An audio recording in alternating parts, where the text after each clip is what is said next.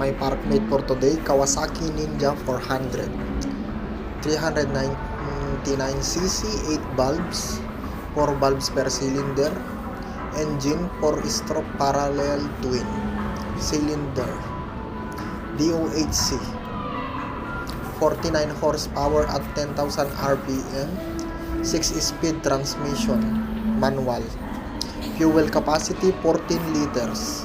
Weight 160 kilograms.